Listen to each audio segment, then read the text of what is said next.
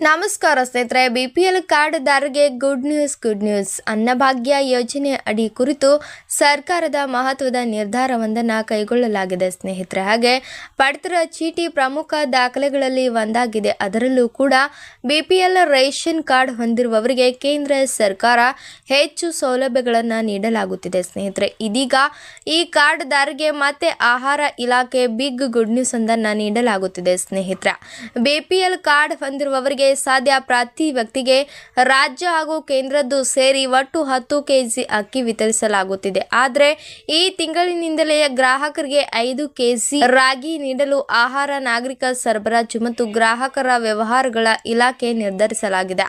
BPL ಕಾರ್ಡ್ದಾರರಿಗೆ ರಾಗಿ ಭಾಗ್ಯ. BPL ಕಾರ್ಡ್ದಾರರಿಗೆ ಇನ್ಮುಂದೆ ರಾಗಿ ನೀಡಲು ಅಪಾರ ಪ್ರಮಾಣದ ರಾಗಿ ದಾಸ್ತಾನಿಗೆ ಸರ್ಕಾರ ಮುಂದಾಗಿದೆ. ರಾಗಿ ಮಾರಾಟ ಮಾಡಲು ಮೇ 15ರವರೆಗೆ ನೋಂದಾಯಿತ ರೈತರಿಗೆ ಅವಕಾಶ ನೀಡಲಾಗಿದ್ದು 6 ಲಕ್ಷ ಮೆಟ್ರಿಕ್ ಟನ್ಗೂ ಅಧಿಕ ರಾಗಿ ಸಂಗ್ರಹ ಗುರಿ ಹೊಂದಿದೆ ಎಂದು ವಿಜಯ್ ಕರ್ನಾಟಕ ವರದಿ ಮಾಡಿದೆ. ಕೇಂದ್ರ ಅನುಮೋದನೆ ಪಡೆದು ವಿತರಣೆ 10 ತಿಂಗಳಿಗೆ ವಿತರಣೆ ಮಾಡುವಷ್ಟು ರಾಗಿ ಜೋಳ ಖರೀದಿಸಿ ಸಂಗ್ರಹಿಸಲಾಗುವುದು.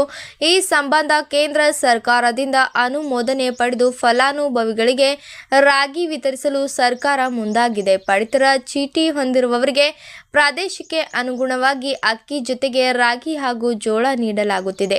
ರಾಜ್ಯದಲ್ಲಿ ಸುಮಾರು 8 ಅಥವಾ 10 ಜಿಲ್ಲೆಗಳನ್ನು ಹೊರತುಪಡಿಸಿದರೆ ಮಾಸಿಕ 57,000 ಮೆಟ್ರಿಕ್ ಟನ್ ರಾಗಿ ಹಾಗೂ 8 ಅಥವಾ 9,000 ಮೆಟ್ರಿಕ್ ಟನ್ ಜೋಳ ಬೇಕಾಗುತ್ತದೆ ಎಂದು ಆಹಾರ ಇಲಾಖೆ ಅಂದಾಜಿಸಲಾಗಿದೆ. ಹೈದರಾಬಾದ್ ಕರ್ನಾಟಕ ಹಾಗೂ ಮುಂಬೈ ಕರ್ನಾಟಕ ಭಾಗದ ಪಡಿತರ ಚೀಟಿದಾರರಿಗೆ 2 ಕೆಜಿ ಜೋಳ ನೀಡಲು ನಿರ್ಧಾರವನ್ನ ಮಾಡಲಾಗಿದೆ ಸ್ನೇಹಿತರೆ. ಈ ತಿಂಗಳಿನಿಂದಲೇ ಇದು ಜಾರಿಗೆ ಬರಲಿದೆ ಎಂದು ಘೋಷಿಸಲಾಗಿದೆ. ಅರ್ಹ ಫಲಾನುಭವಿಗಳಿಗೆ ಸೌಲಭ್ಯ. ಬಡ ಜನರ ಶ್ರೇಯೋಭಿವೃದ್ಧಿಗಾಗಿ ರಾಜ್ಯ ಸರ್ಕಾರ ಹಲವು ಯೋಜನೆಗಳನ್ನು ಜಾರಿಗೊಳಿಸಿದ್ದು ಅರ್ಹ ಫಲಾನುಭವಿಗಳಿಗೆ ಸೌಲಭ್ಯಗಳು ದೊರಕಬೇಕಿದೆ. ಪಡಿತರ ಚೀಟಿ ಪರಿಷ್ಕರಣೆಗೆ ಆದಾಗ ಸರ್ಕಾರ ಕೆಲವು ಕ್ರಮಗಳನ್ನು ಕೈಗೊಳ್ಳಲಾಗಿದೆ ಸ್ನೇಹಿತರೆ. ಹಾಗೆ ನಾಗರಿಕ ಸರಬರಾಜು ಇಲಾಖೆ ಸಚಿವರಾದಂತಹ KH ಮುನಿಯಪ್ಪ ಅವರು ಈ ಬಗ್ಗೆ ಮಾಹಿತಿ ನೀಡಲಾಗಿದೆ.